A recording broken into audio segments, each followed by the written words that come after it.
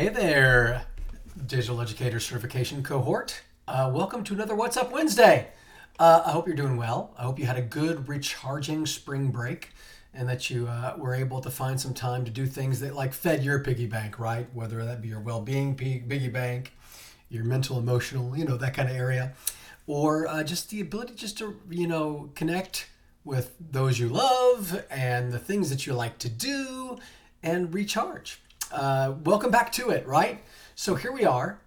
We are hitting, you should be in the midst of your Module 4 work.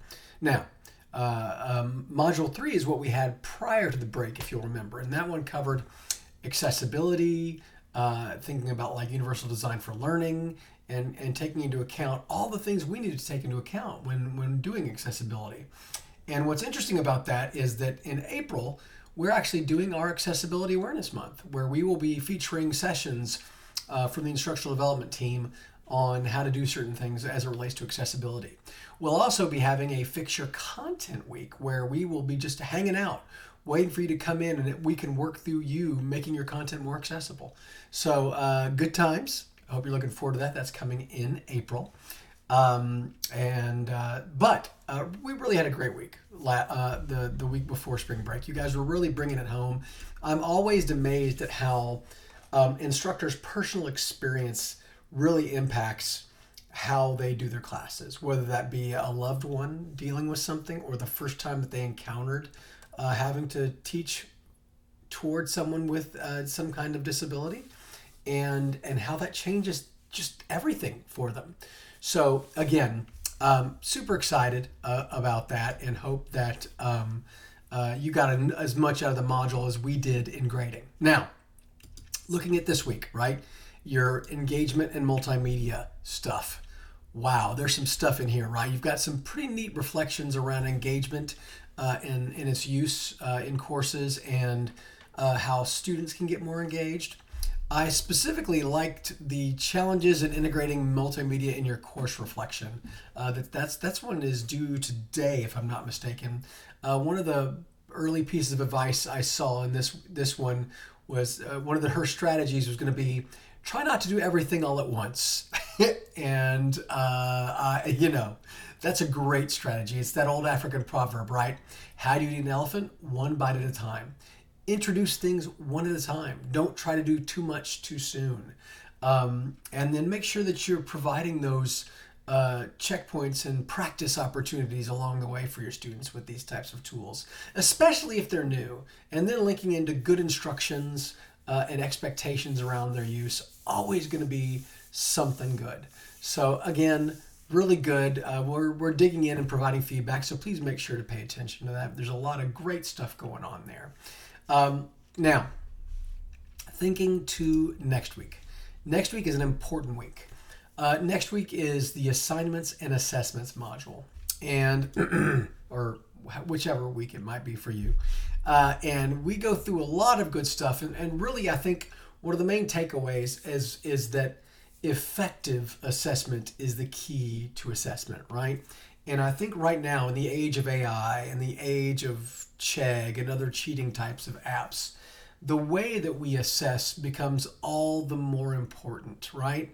Doing things that are kind of set it and forget it assignments may not be the best way all the time to get that kind of a surety as it relates to, are my assessments effective? So please make sure to work your way through this unit. Drink up all the resources we're providing. If you have questions about it, reach out. There's lots of good stuff in here. You'll go to your introduction, which starts with an introduction from, again, one of our great people, and this is Dr. Ruth Chisholm, actually speaks to assessment.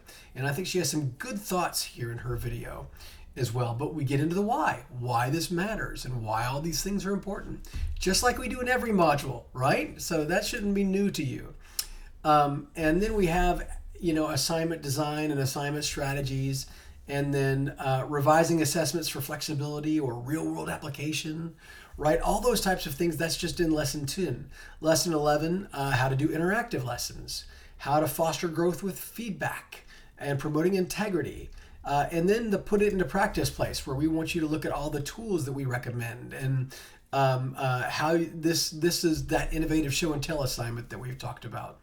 But anyway, that being said, unfortunately, the tool that we're using in this particular assignment will be going away this summer. So it will be we'll be offering up a different version of this assignment in our next cohort, just so you know. But there's lots of good stuff in here. Please make sure to find your way through it. Put in your final thoughts. Let us know what you think. And then do the completion statement and move on. But assessment, I think, is, for me, aside from the engagement portion in the course and the organization portion, assessment is a big one. So please make sure you dig in for next week. I did want to give you kind of a tip while we're here. This month, right now, Blackboard has released a great tool. And that tool is the pop-out rubric. If you grade with a rubric, sometimes it's just your window isn't big enough, you're not getting enough information, you want to see what's in here, so you may have to expand it or contract it to get it to work out, right? So you can get in here and select the things you want or not, or you can use the brand new, and these are fake students, by the way, so I'm not showing you anybody's information, the brand new pop-out rubric, which you'll see is the little dotted line with a slash on it, right? And so I will then come in and click on it. It will then say, hey, here's your rubric. I can then make changes based upon, something. Or I can decide if the student didn't do any work at all, I can click on unsatisfactory and grade them all at once, right? Or I can give them a satisfactory all at once. Again, all these things are here. Now, once I make a change, right, and I can see this little slide deck here, this slider lets me see the full descriptions for stuff that might be missing, right there.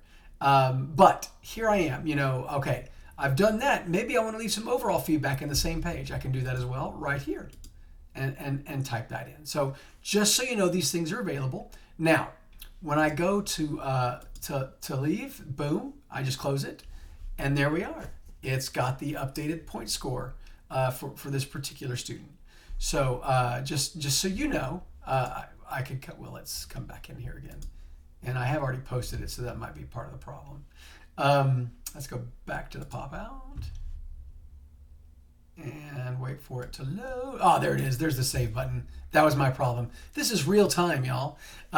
Once I decided that they're just satisfactory, I can click in that box right up there and then hit save. Once I do that, it updates the point total. Everything is changed, and I close it. And now, good old Joey's scores have now changed to satisfactory, and that is reflective in the gradebook. So that pop-out rubric, I think, is really good from a real estate standpoint, and really helps you see the rubric kind of on one thing. And it just, to dismiss it after you save, you just click the X and it goes away, and you're right back into your flexible grading routine. I hope this has been helpful. I hope you have a great week, and we're looking forward to learning with you as you make your way through the program. Thanks a lot.